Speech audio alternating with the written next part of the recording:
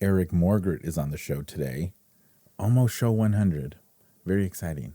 I have something planned for show 100 and you're going to dig it. So make sure you subscribe so you don't miss it.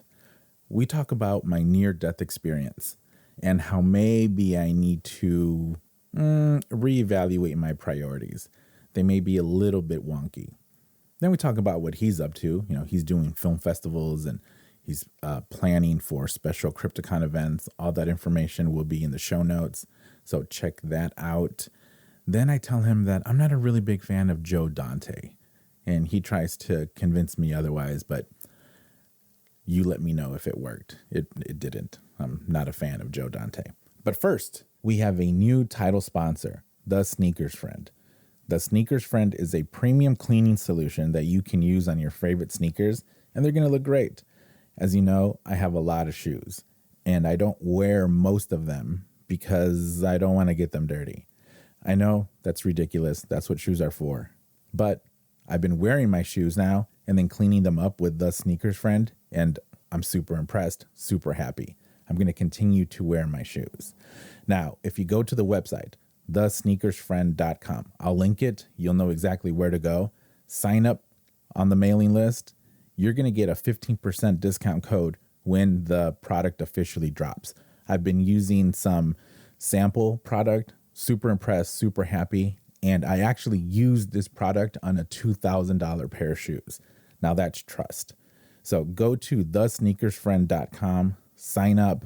You'll get 15% off when the product launches, which I'm told is going to be within the next few weeks. They're working on just a couple more packaging touches, and then it'll be ready to go.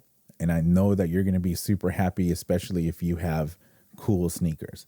Or if you're not into sneakers and you just want to extend the life of your sneakers, you have white shoes, super dirty, you want to keep using them, don't want to spend $150 for a new pair, get The Sneakers Friend, clean them up, and boom, you'll be good. So remember, The Sneakers Friend at thesneakersfriend.com. Sign up, save 15%. You'll be happy you did. And now, here's the show. Okay. I think we're fine. Can you hear me all right? Check. Yeah. All right, beautiful.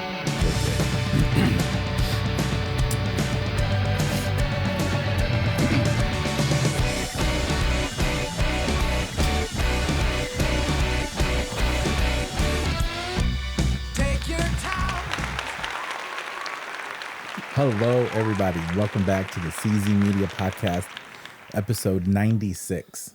Oh, nice. This is, 96. I had an idea about 100, and I'll tell you what my idea is in a little bit, but cool. I think I need to do something different.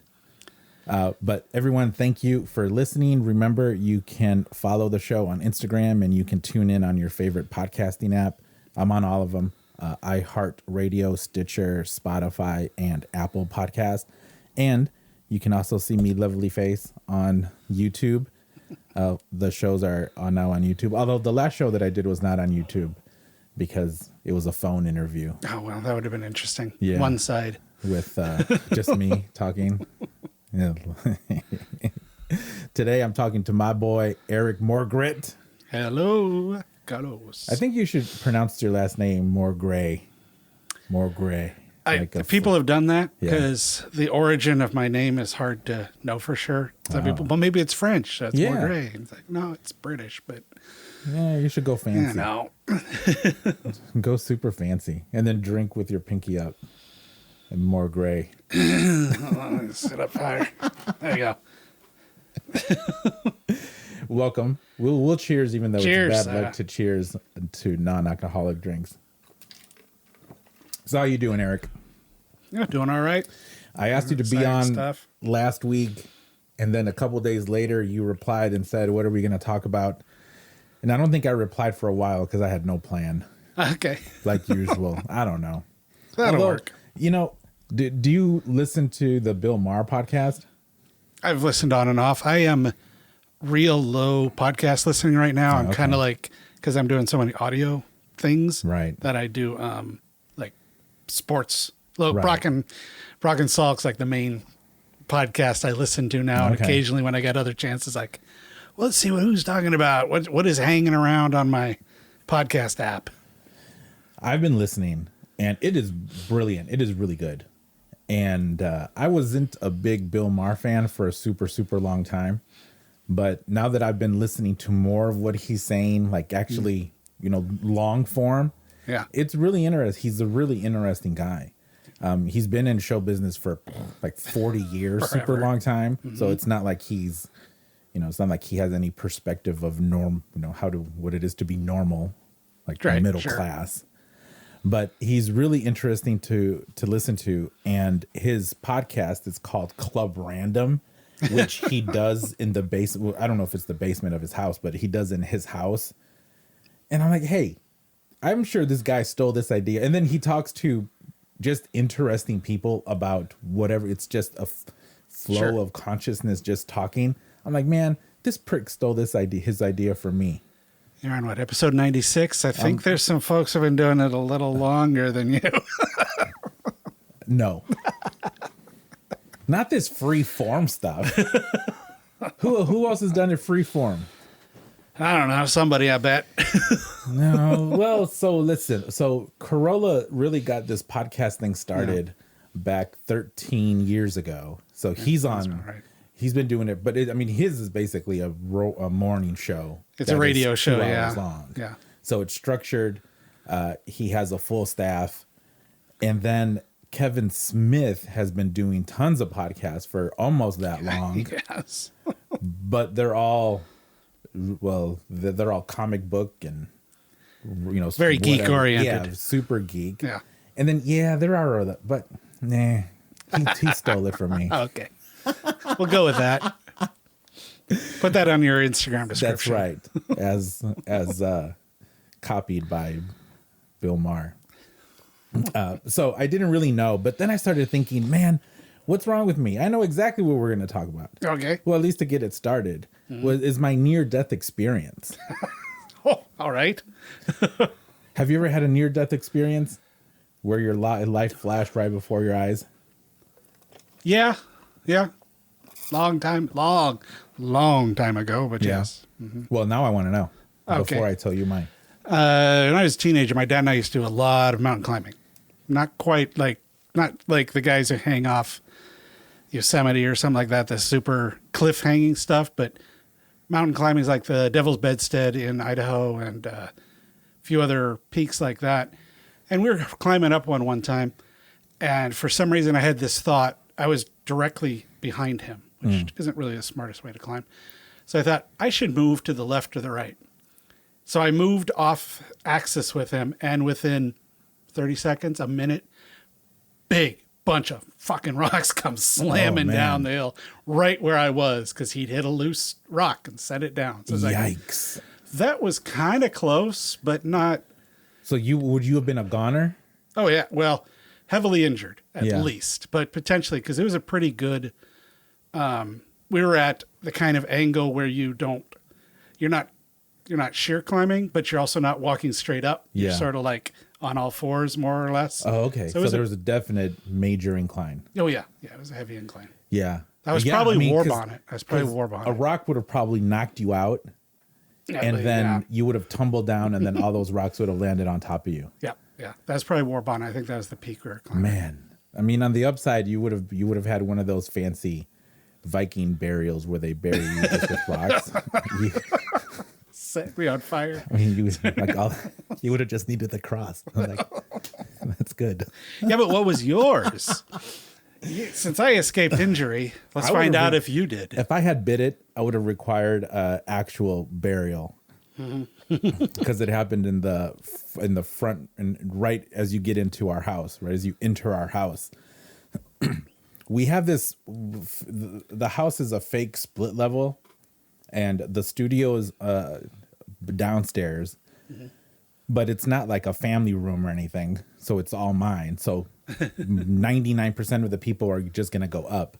So you come into the front door, and I would say that's a good 15, 18 feet from the ground up, from the ground floor up, to the top. I would say it's about that tall. Yeah, it's pretty high. So my buddy, Evan Peterson, which I already spoke to him about this, and I told him, bro, I almost had a near-death experience hanging up your art. And he said, which I think it freaked him out a little bit. He's a very emotional man. So we have this area that's I don't even know how to explain it. As you're coming down to the studio, there's just a wall, I guess. It's 6 by 3, this little area up on top. And I wanted to put my buddy's canvas there. So I got a ladder, got up on the top step, which I guess is what you probably shouldn't do. And I don't know what happened, but I was on the ladder 1 second, and then I was face down the next, and I broke I fell. I landed on the ladder. The ladder broke a fireplace that was near its legs, which sent thousands of tiny pieces of glass on top of me. I tore out the banister of downstairs, so now there's major wall damage. And I'm lying there face down. And I remember being up on top of the ladder and then losing my balance and then trying to find something to grab. And then I remember saying, "Oh shit."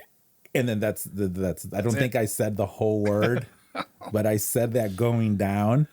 And I mean, if you look at upstairs, I don't know how I could have ended up how I did on top of the ladder. Yeah.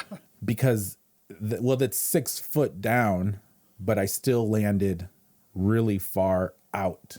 Yeah. So I don't know. I mean, I don't know. It was really weird. So my head traveled almost 18 feet in 1 second from the top to the bottom. Now, my wife was here. Oh, shit. So she heard this huge crash. And I didn't think about her right away. And I think there's something majorly wrong with me. So I land face down. The first thing that I did was I moved my fingers and I moved my toes. Sure, yeah. That is the very first thing that I did. And I'm like, okay, good. I can still move. And then I looked up, and I have some sneakers on that I could see. The show knows that I love my sneakers. I had sneakers there, and the first thing that I thought was, man, there's a lot of sneakers I haven't worn yet. I should probably start wearing them. Oh, Jesus. Oh, she doesn't listen to this show, does she? So by this time, Lori is screaming, "Where are you?" Because she was in the bathroom, and sound travel is really strange in this house. She was in the bathroom. She comes out, is saying, "Where are you? Where are you?" And as I'm doing my diagnostic testing on myself, and she finally finds me, and then she screams. She's like, "Oh my God!" And I wanted to so bad just pop right up and say, "I'm fine." Sure. But I couldn't, because when I put my hands down, I put them down on a bunch of glass. Oh, shit. So I couldn't push myself up. So I just said, "I'm fine." I was like, "Give me a second. I'm fine." And then she's still, I don't remember what exactly she's saying, but I mean, I guess she's asking, "Are you okay? Are you okay?" I'm like, "I'm fine. Just give me a second. I just need to get up." So I get up, and there's a bunch of cuts on my knees. And, I get up gently, look, this ladder broke, and 2 of the legs broke, and the hinge that opens it broke. Lord, how old was that? Old wooden ladder? I mean, it's a fiberglass ladder. Holy shit. I mean, I am a hefty over 300 pounds right now. But still. That's And, so it did break my fall. I mean, I'm guessing that's what saved me. Because if the ladder had fallen another way, where I just would have fallen straight down, that would have probably been a lot worse. So I'm guessing that what happened was that as I fell, I sort of fell on the ladder. So the ladder went down with me. Yeah. And then I really only fell, like free fell, for the distance from the bottom of that area up on top to the stair. Still a pretty good. Yeah, it's still, I mean, for a 300-pound dude with bad knees. So, yeah, you know, and then actually the only really bad thing that happened to me was that I think I punched the banister on the banister on the way down, and it's a metal banister, so my hand still hurts, but my hands it was swollen for a good 3 days, like it puffed up pretty big, and I don't think anything's broken. I started to do this, and I said, I guess it's not broken because I can do this. Yeah.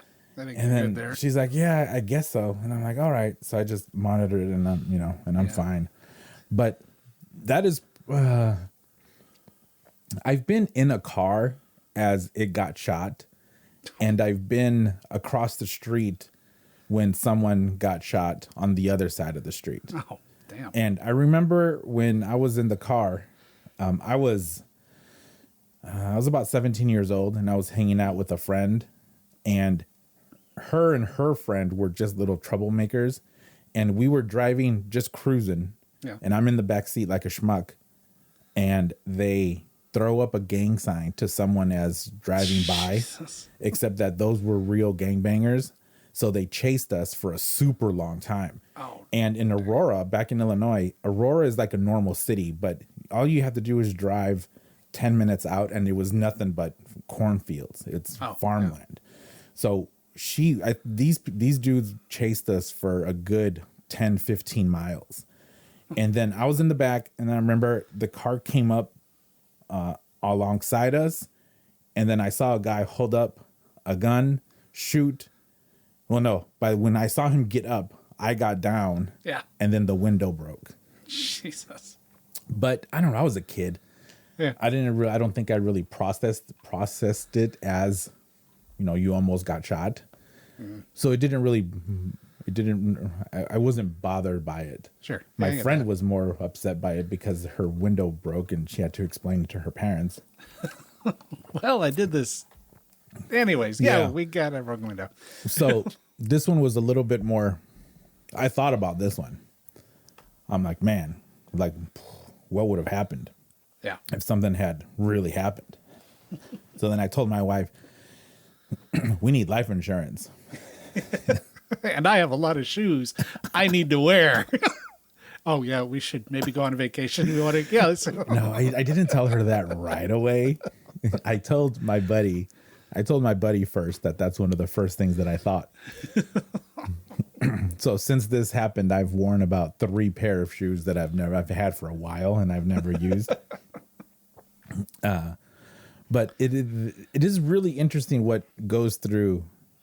Some people say they're life flashes, and that, I don't know, they get all emotional about it and want to make amends and want to do this. And I'm like, I didn't think about any of that. Well, it's pretty fast. If you'd gotten shot and were laying in the street or something. Right. Then you had time. You might process differently. No, I thought, man, I should have set up a camera. Like, that would have been cool. I would have gone mega viral. Super. I'll either have a really cool painting being posted that I can send to my friend, or it wasn't. The painting that he's only loaning it to me. That's a $5,000 canvas that he painted.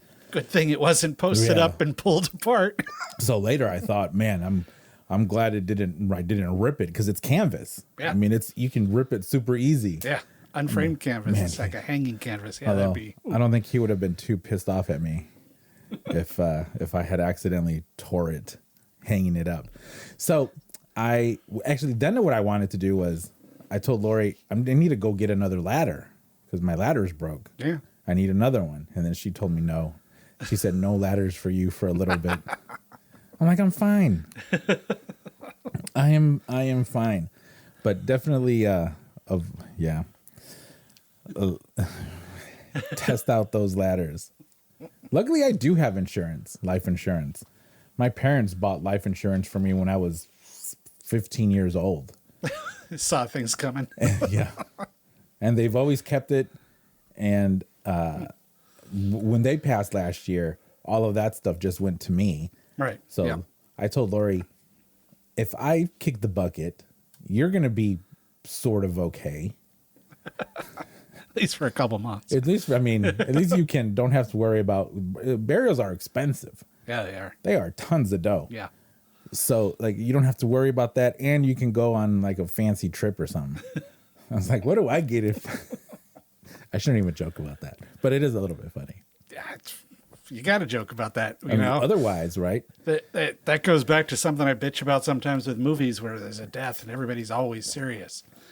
And my dad died when I was like 28, and my mom and I did, we're doing his house and cleaning all that stuff.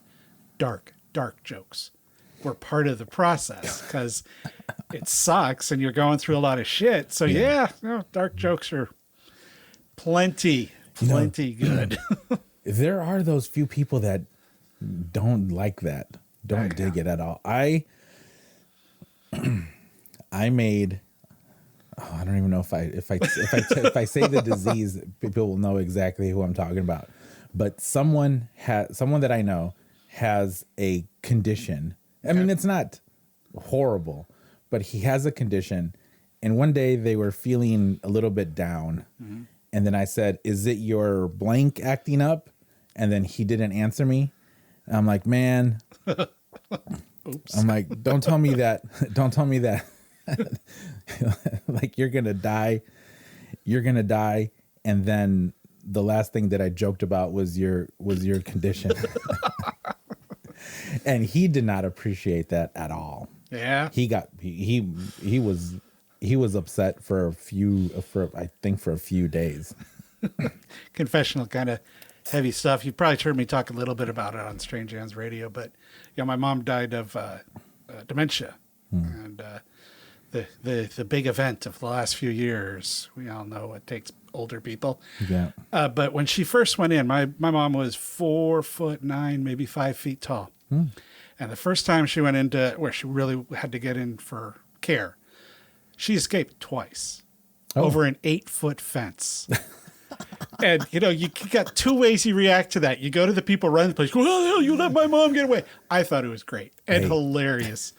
And I'm like, damn. And they never really figured out what she did. They think it has something to do with some chairs and maybe a table, but they never figured it out. That's funny. Yeah, that was great. You've mentioned that your mom was into martial arts. Oh, yeah. So, I mean, wouldn't it be like super cool if like she somersaulted over it or that would be awesome. pole vaulted over it? Yeah, she was, unlike me, she was insanely good health physically. Yeah. She walked miles every freaking day. And I think she did martial arts for at least 10 years. Yeah. So, yeah, might have been. That would have been excellent. She parkoured over it. That creates a hell of a mental image. I like that one. No, that is tough. I mean, and that's good that you can laugh about that stuff. Because during it, like as you were going through it, is just, well, speaking of that, last week, we have a friend whose father's going through that in his 90s, mid 90s. Yeah. And good health. Unfortunately, it, he was stricken by that. So he is now in a living, I don't know, what do you call it? It's memory care service. Yeah. Kind of yeah. Place, He's in a memory care service that focuses on individuals with that. And I went to help them go move some furniture. So I went into the place and their doors it's like a mini prison. Oh, wow. It's every door that they had, there was a keypad that you had to type in a number. Oh, wow. To get in and out of the place. And there is only one entrance and exit. So we had to move furniture through the front entrance. Right. Like I was thinking, is there like a back way or anything? But no. And, but seeing there must have been about 10 people that I saw. But seeing those 10 individuals, man, whew. The thing that floored me the most, because I spent a lot of time in the house. She was in more of a home one, like a house sized one. Had like 12 or 13 residents, because it's Kimberly, Idaho. Yeah, talking about a town of a couple hundred, maybe a couple thousand people. And so what was really wild is the consistencies in the way people in dementia react, the ways the certain things, the quick to anger, the reaction to certain things, it's really bizarre. Which made it interesting to talk to the lady who was in charge of the house, who was wonderful. And like going, it's always like that. Yeah, you can get to a point where you understand what's going on and you can help because habits. Yeah, because the consistency of the way people in dementia act. I mean, it's different levels. It's not exactly like some by rote kind of thing, but there's these mannerisms and there's these things that come out of them. It's just wildly consistent and very, very strange. Although when you first start seeing it as a non-professional, you're like, what is all this shit? Yeah, it's chaos. Yes. But I had a lot of thoughts. Actually, well, having gone through my near-death experience and then going to this memory care facility, the first thing that I thought were, okay, I don't know if this is mean or not, but who would want to work here? That is bonkers it's to tough. Me. Yeah, a lot of respect for there's all women in the one my mom was in, so a lot of respect for the women that were doing it there. And the patience, the level of patience, and which I do not have. Yeah, it's unreal. I was talking to my buddy Paris the other day about patience, and Paris, the owner of Soulmates, he has a million times more patience than I do. God gave him just patience in his heart. He is such a good man and so patient with everyone. Nice. And I do not have that. I mean, I get, I don't. I just don't have it at all. That's a tough thing to have when you're in retail, or not have when you're in retail. There are times when people are in the shop and I'm annoyed, either because they're asking the same question or the way they look annoys me. I'll just leave. I either leave, go to Rancho for a margarita, or I'll just go to the back and then just stay there until people leave, because I just don't have it. I don't know if it's a personality flaw, because I think that if you have too much patience, that is also a flaw. Yeah, it can be a pain. But I am more on one side than another. Yeah, now I lean towards the other side of patience. I spent a long time managing in retail, so yeah. But I managed people when I was a machinist. I managed people. Yeah, but it was back in a time, which was 20 years ago, when because we were machining parts, right? So they were either good or they were bad. That's it. There wasn't any in between. Right. And if people were making bad parts, you have to find out why and then fix it. Sure. But if they continue to make bad parts, it's like, what are you, dumb? Like you can speak, and considering that it was all men and we were all pricks, like it was a lot easier to just say, what is wrong with you? Aren't you checking? If this is your job, you're being like, I would be pretty mean. But eventually they got it. And especially if you're dealing with, if you're making parts that are, thousands of dollars each, and you can't scrap parts, you can't waste material. It's like, you have to understand that you are doing something wrong and you need to do it the way I told you to do it, which is the right way. Yeah, that's a lot different than retail. You got to nuance. You can't do that. All kinds of different ways. You got to baby people. Yeah, you got to treat people. I couldn't do that either. You got to treat people differently and nonsense. Yeah. And I would do that like 100% sober. Usually I'm a prick when I've had a few drinks, but I can also be a super prick 100% sober. It's just how I blame God. He blamed me. Okay. He made me. Okay. He made me. There you go. Yeah, but that is super tough. I wouldn't want to be in. I wouldn't want to be in that situation. Not now, man. Not now. It'd be so much worse now too. Just because the people that feel they can tell you whatever they happen to think or whatever they want, or these stupid Google reviews sometimes for somebody. Like my wife was looking at something the other day, looking at some Google reviews, going, "Well, this has nothing to do with the subject. This is a Google review for the building this person works in, not the person." And it's like, I want to, some of these, I want to just talk to them. When Lori picks hotels where we're going to stay in Mexico, 90% of the time we stay at our friend's condo, but there are times when, that condo's not available. So we just have to find a place. So she reads the reviews, and some of them are like, one of them it was a beachside resort, and there was a 2-star review because the hotel was too sandy. This is somebody who's never been to a beach before, I'm guessing. Never been. Yeah. And then there's people who complain that no one speaks English. Different. Is this in a different country? Mexico. Yeah, bite me. Those are funny. I think those are super funny. And where we go in Mazatlan, the cruises go there a lot.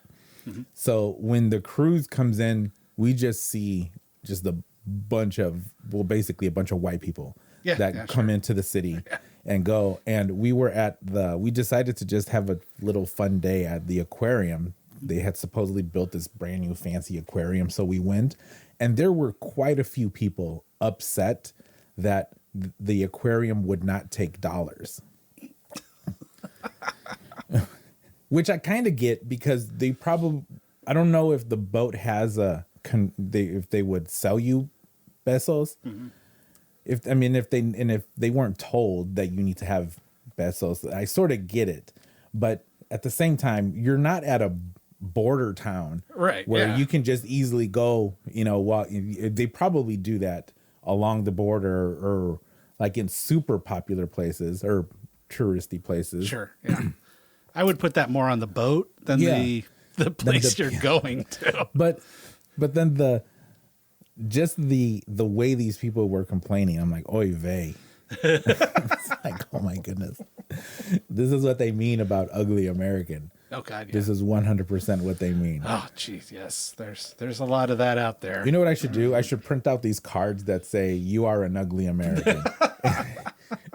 Like the people who put cards on cars that says you don't know how to park. Right. I'm going to make a card. "You are an ugly American." And when I hear people complaining this way, just go up and hand it to them. It's like, here you go. Here you go. Just walk away. Man. Super nuts. What's been going on with you? My waves here have said that I've done most of the talking. Oh, that's all right. It's your show. So what have I been doing? Well, we're getting ready for the Crypticon Film Festival to start up. So been going into Film Freeway and getting everything arranged and all that kind of thing. When do submissions start for that? Not officially, but probably October 6th. Not fully set on that, but that's what I'm shooting for. We usually start first week of October, last week of September is generally when I start up again. And then we're doing a new thing here in Seattle, Crypticon. What are we calling it? Tales from the Crypt. It's brand new. Where we're working with the Renton Civic Theater to screen. Wait, who did you rip off for that? I don't think that's the exact title, but it's close. Yeah, we're working on getting some sound from a particular actor to see if he'll. Oh, that would be super cool. Yeah. But we're going to be doing Society and Reanimator double bill at the Renton Civic Theater here in Renton. Doing a costume contest. Oh, very cool. And we're going to have some people up to. We haven't announced it yet, so I won't say who some of the people are. But we've got some local, semi-local, really knowledgeable people on films to come up and talk film. Ooh, very cool. Yeah, it's going to be fun. Is it KL? No.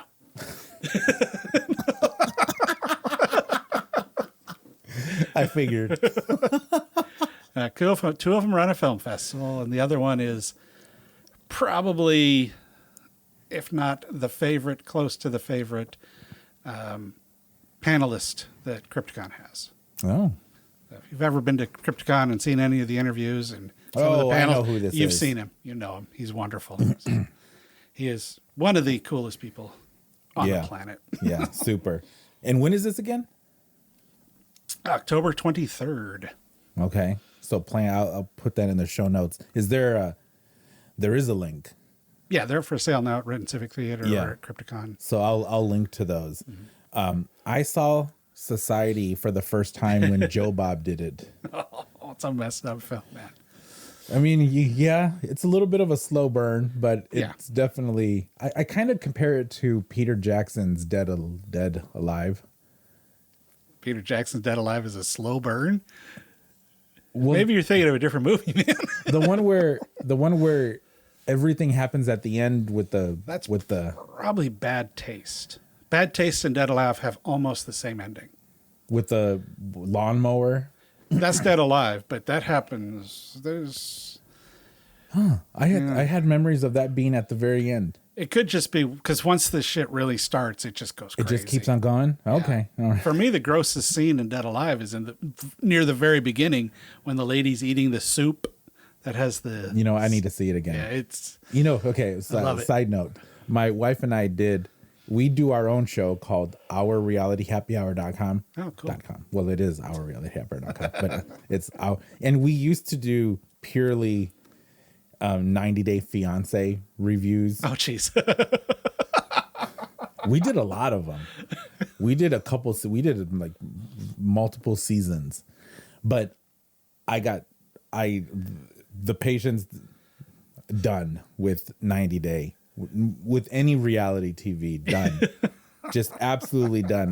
I wish all these people would have their own near-death experiences, but actually reach it. All of them. There's no need for any of these people. So we used to do that show. So we recorded our first show, which will be posted hopefully around, I should have posted it yesterday, but I didn't. And we decided to talk about Speak No Evil. That's on Shudder. Oh, jeez. And I've seen that. we've never done we've never reviewed a show or a movie, and I forgot the people's names, so I just kept on calling them the Dutch dude and the Danish dude and that'll work. The super aggressive guy and the schmuck guy. Then about a little bit through, I said, you know what? We should probably see what these names are because we're gonna get mocked for how we're reviewing these movies. I said Kelly's gonna make fun of me. You get used to it. Lord knows I've done it. It was pretty funny. It got we were not prepared, but we got through it, and it was fun. Not to give away the whole podcast, but just to give a general idea. What was your feeling on the film? I loved it. Oh, did you? I did. It drove me nuts. I not that it wasn't well done. It's a really well done film, but there's about 15 points in that film where I would just walk away, dude. Just walk away. There's nothing keeping you from just leaving the situation. I agree, which is also how I felt with The Boy Behind the Door. You guys, he was chained, the kid who was chained up and couldn't go anywhere. No, but the dude, a kid who had gotten kidnapped and his buddy was trying to get him out. Yeah, there's a little more at stake there. This was a family of three that could have just left at any time and told their stupid little kid, you know what? We're going to get you a new bunny. All right? We said that plenty. Throughout this whole movie, we said that plenty. But I decided to believe that the writer intentionally did it and intentionally made the characters as weak as he did. Oh, yeah. Just to have the awesome payoff of the end. Because otherwise, if they had shown any sort of anything, an iota of initiative or an iota of self-preservation, the ending wouldn't have worked. Yeah. They had to show them as complete imbeciles as they were. And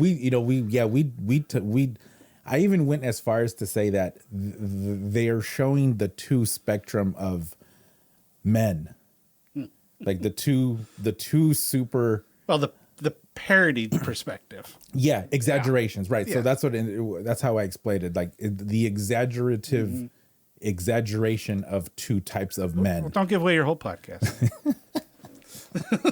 No, we were like a bottle of sparkling in, so it was fine. All right, so we got so Rewind, Society, super cool, Yeah. and I'll have to see Dead Alive again. Yeah, make sure you get the unrated one. I don't know if the rated one's around much anymore, but there's a monumental difference between the two. Okay. It's like the unrated is 20 minutes shorter, and not only 20 minutes shorter, they use different shots. Oh. So things different, like reaction shots to things that you're supposed to be seeing. So it's really, really different. Okay. So the unrated. Yep. Do you think it's on Amazon? Probably. Yeah. I mean, Peter Jackson, so.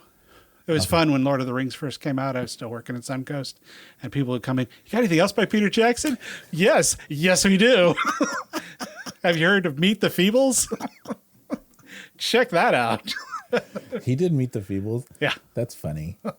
I think I'm trying to think of what that looks like. Who's in that one? that one is the Muppet movie gone completely and totally horribly wrong, where they've got the little rabbit who's having Vietnam flashbacks and the hippo who's a porn star. And I mean, it's just He's a weird dude. It's crude, and He's a weird dude. the Fly is a new reporter. It's wild. It is wild. So which one are you showing?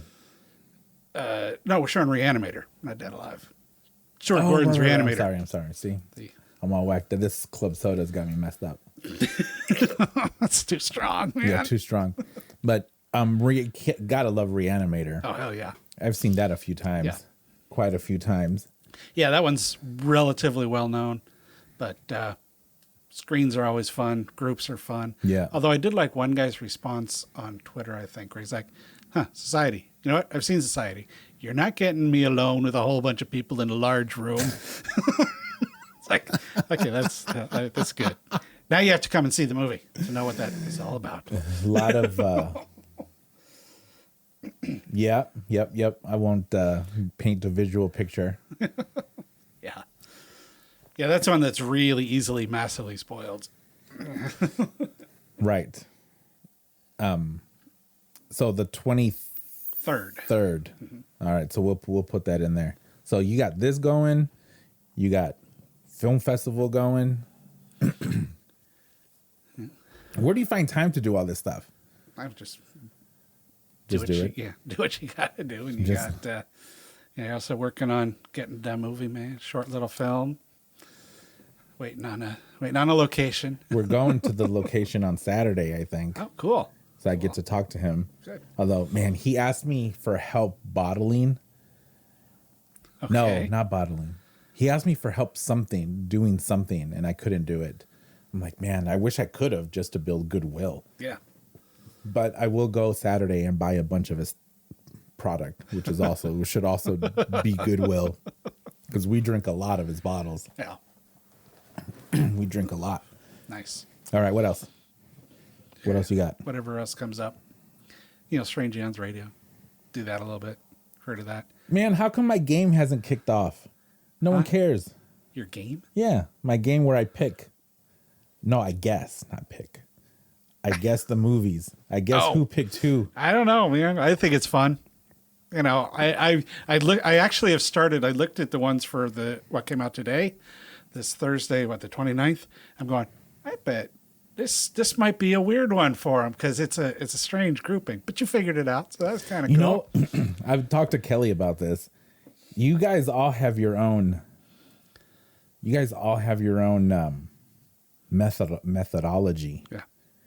And for you, I know that you like Vinegar Syndrome and all of these types, these Yeah, Severin. Severin. Like you dig those. So if there's a movie, I mean, I don't look up the movie to see like where anything, but if it looks like one of those types of movies, I'm like, that's for sure, Eric. 70s, Italian, low budget, foreign, strange, local. I also get a lot of that from watching all the films that are submitted. I love the super low budget stuff that is, a lot of the films you see when you're doing a film festival, they get distribution, but it doesn't mean a lot of people see them. And it's like, there's some good shit out there. Yeah. No, I'm excited. I love going to film festivals. Yeah. I'll sit in that cold room for 2 hours, 3 hours, and then just watch nuttiness. Some of them I don't understand. Some of them I'm like, what the heck happened? And it's usually like the ones that try to be super serious or avant-garde. I'm like, I'm not smart enough to know what the underlying messages are for this movie. Yeah. I'm like, okay, next one. All right, dude, get his head cut off. I understand that easy. Yeah, that's pretty in civil context there. Don't make me think too much. So yeah, I do that, and I don't know. I think I might be spending too much time analyzing all of this. I'm a lunatic. I'm an absolute lunatic. What else was I going to ask? I was going to ask, do you have, as you're doing all of this stuff, what do you have in the background? Like, do you have any other noise in the background? Is it the sports? Is it sports radio? Like while I'm evaluating the films? Yeah. Or because all of this, there's a lot of legwork to do it. Yeah. Generally, we'll look up a variety. First thing I'll do is I'll see if there's anything in my Blu-ray connection I haven't watched that might fit the thing. And if there's nothing there, you just go onto the Google searches and IMDb and Letterboxd and kind of look around for ones that might fit the subject. Once I'm watching the movie, though, I usually watch on my computer. So I've got the movie playing in most of the computer screen. And on the other side of the screen, I've got my Notes app and Safari or something open. So I can look up things if I need to or write notes as I'm watching it. That's a lot. Yeah. No. Yeah. Try to get some new information into it and some kind of interesting takes or weird trivia or something. Has there ever been a movie that you saw, but then changed your mind? I'm like, nope, I want to do something else. I can't remember off the top of my head what it was, but yeah. I've done that a couple times and then there's the other side of that coin where it's like, oh crap, it's the day before we record. Well, this is what I got. And I've watched some movies like that, and generally you can tell which films I feel that way about. Someone mocks you. Well, no, I'm like on this movie. No, I don't like. I didn't enjoy it or something like that. Oh, but that's good. That's good. Mm-hmm. I like those. Those are fun. Although then those get me curious, and I think I've seen a couple that were just trashed. That you trashed. One thing my wife and I have been talking about is that this year, since we moved into the house, we've been watching more movies. Okay. And we were trying to decide why exactly that is. And the main reason is because we're not as close to Seattle stuff that we used to do. Oh, so sure. we're home a little bit more on a Friday night, whereas before we would have just gotten into an Uber and then gone down to Capitol Hill and had dinner and gone to the Egyptian or something like that if you wanted to do a movie or something close. Well, even that, I don't think we've been to the Egyptian in a super long time. I think the last movie we saw there was Mother. Oh, jeez. Which was a super long time ago. Yeah, no kidding. Which I didn't like the movie, but it looked fantastic. It was brilliantly made. That movie aggravated me on a very base level because I am... forced crowds are rough for me. This idea of somebody I'm living with bringing anybody and everybody into the living space I'm in really messed with me. So I'm like, oh man, I don't like this person. But Yeah, that was a weird one. Yeah, Kelly Yeah, I mean, hated especially that if they rip your baby apart. That would be super whack. Like, calm down, people. Yeah, I was gonna say at that point you're pretty much done. Yeah, I was wondering, should I give that movie another shot? Not another shot. Well, yeah, because I mean, I'm not sure how I feel about those types of, quote unquote religious movies, or where there's these super religious undertones. Yeah. But I don't know, maybe I should see it again. I should watch it Make again. yourself for a fun evening. I guess. That is definitely not a happy-go-lucky. No, the thing about Speak No Evil was that this is the type of movie that if I were a writer, that I would write. Because because it ends the way I wish a whole lot more movies ended.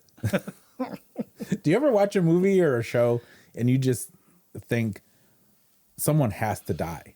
Like, this can't be. Yeah. There's a few horror films that do that. Like Even comedies. If there's a group of people in comedies that the stuff is just going a little too well for them, and it's towards the end of the second act and something has to happen, I'll just turn to Lori as like, someone has to die. I don't like anybody here. Someone. It's like, I don't see where else this can go other than dealing with the loss of someone. Oh my. Yeah, the ultra, like I was talking about earlier, the ultra depressing films that are out there now, where it's 95 minutes of everybody bitching, whining, and crying. Yeah. Get really old to me. They're just great because I think a movie should have waves, at least a little bit of a tonal difference, especially, I can't remember, damn, I forget the name of it, but like if it's a family and a family together in an intense situation, a brother and a sister are not going to sit there all day and be like, I can't believe this is horrible. This is an awful thing. Can you believe we have to do this shit? This is the worst thing ever. They're going to mess with each other in some way. There's got to be. There are a bunch of Shudder movies that are like that now. God, yeah. If you look at their list of scariest films, you know, they break things down. I've watched a bunch of those recently, and they're almost all that. Like, you know what? This isn't scary. This is just sad. It's a lot of abandoned house, farm. Yeah. A lot of farm stuff. Yeah. Kids going missing or going wrong. I wanted to see, you mentioned, I don't know if it was last show or the show before, about Barbarian, but when I was searching for it. That was, Vanessa mentioned that one. She saw it in the theater. I haven't seen that one yet. Was it Barbarians or Barbarian? I think it's singular. Who do you remember who's in it? It's not, I don't think it's like, pretty sure it's a general thing. It's not a big, I mean, it's theater only right now though. Because I found a movie called Barbarian and we saw that. And then I'm like, I was told to, I was instructed by, okay, no, that's not the one. Yeah, this is. So there's a lot of movies called Barbarian or Barbarians. Crap ton of them, yeah. Yeah, this one has Bill Skarsgård, probably the biggest name in it. Georgiana Campbell. Okay. Yeah, I haven't seen it yet, but boy, I have heard nothing but good stuff. That's not the one we saw. The one we saw was it was in Ireland, and it's like a home invasion. It was a home invasion movie, which KL loves. Oh God, those are tough, man. Some of those can be so hard to watch, and they're creepy. There's no They don't bug me. Yeah. I was trying to think actually, what bugs me?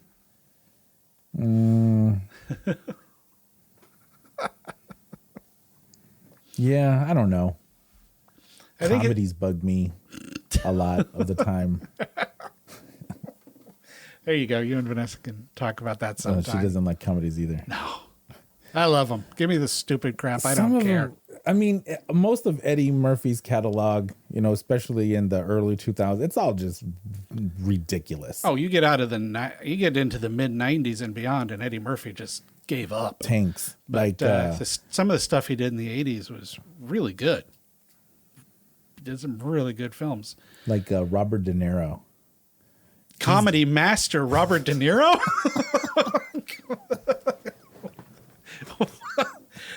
I mean, Meet the Fockers, I guess. There's that and Bad Grandpa. He's done a few really dumb ones. Yeah. Yes, he has. But I'm going to say, if you're looking to the Robert De Niro catalog, your first stop probably is in comedies. Although my favorite Martin Scorsese film is a comedy. After Hours. You ever seen that one? No, never heard of it. It's dark as hell. It's this Who's in that comedy one? with nobody I can think off the top of my head, but it's just this comedy where everything goes wrong for this guy. But it's funny. It's sort of like the movies we were just talking about, where everything's going wrong for you, but nobody's laughing about it. This dude's laughing about it, or you're laughing at him about it. How old is it? Probably 80s. Okay, I'll have to write that one down. Yeah, it's a good one.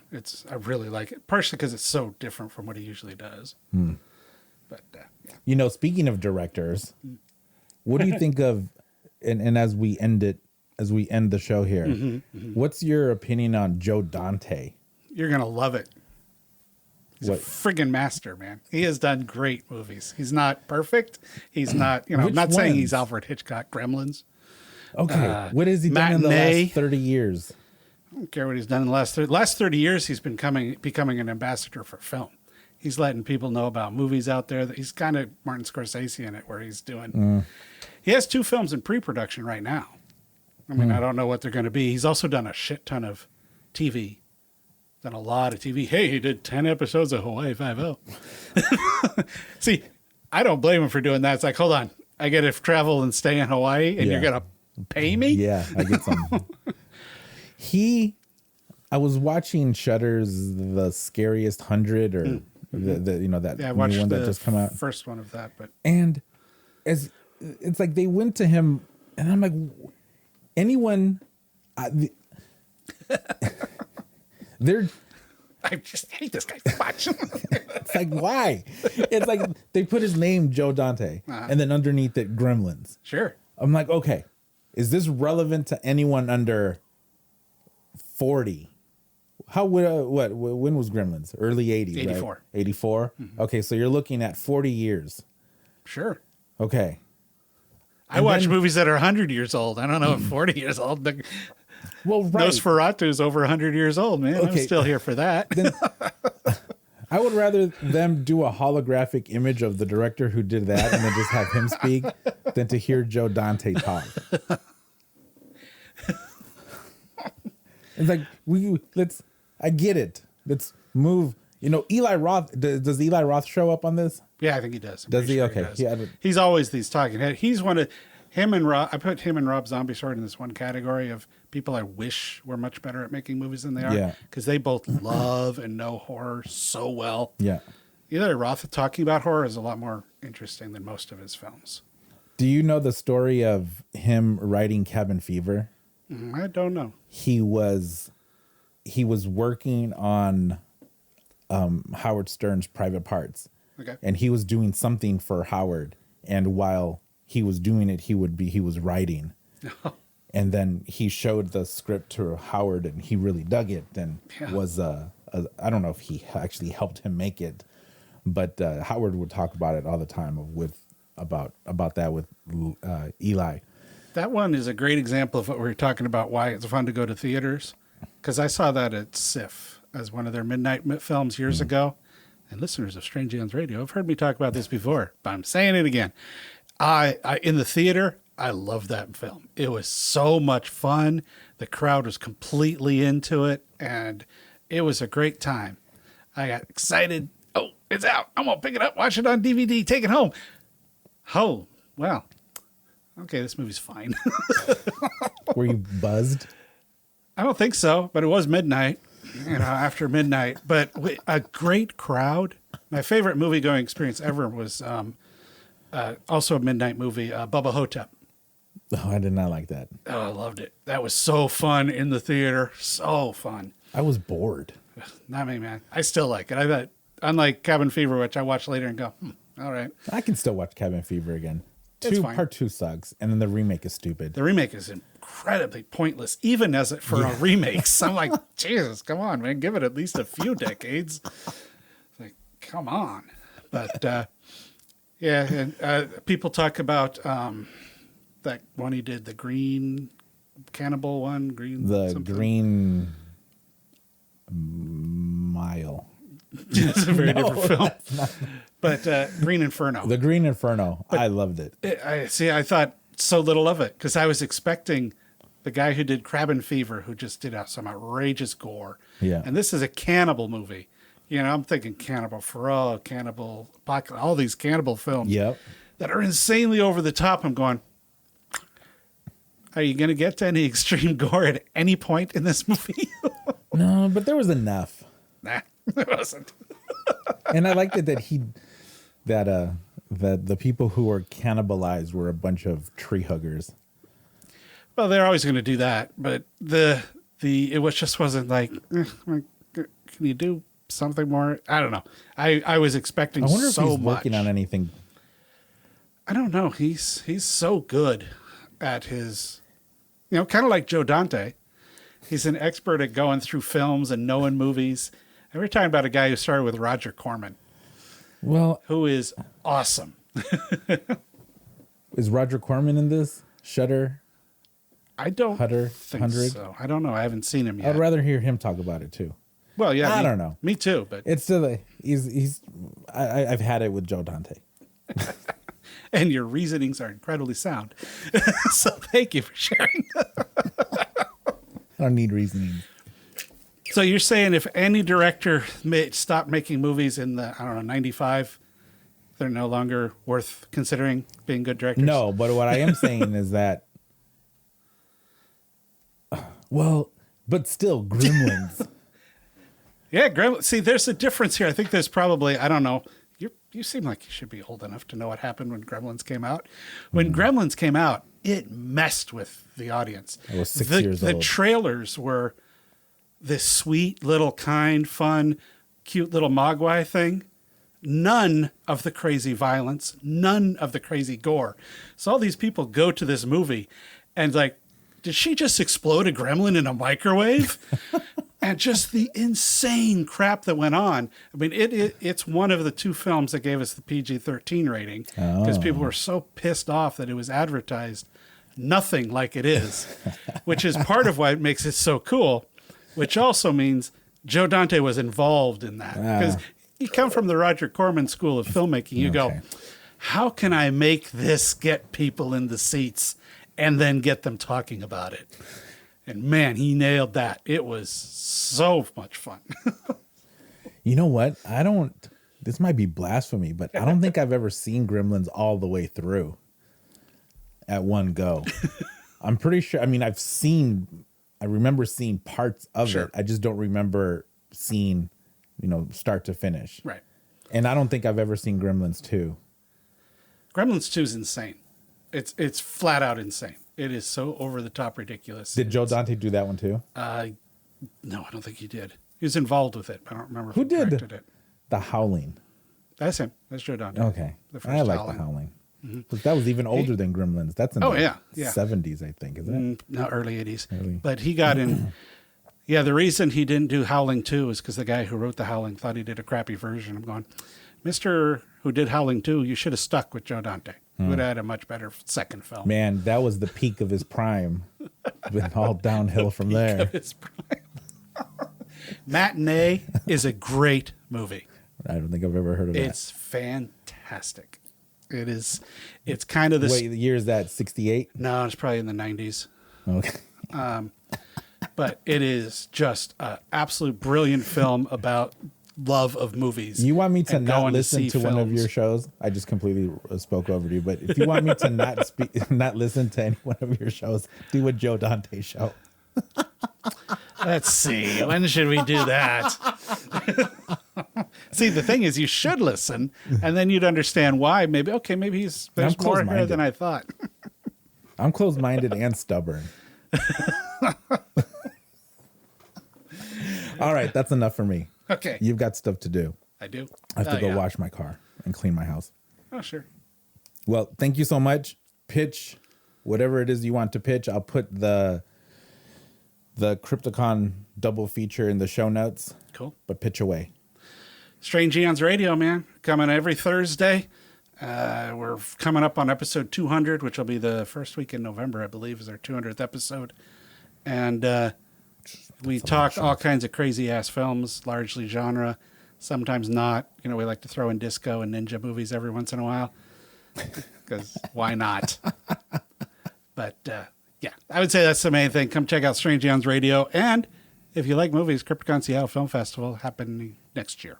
Beautiful. That's a little ways off. I'm excited. All right.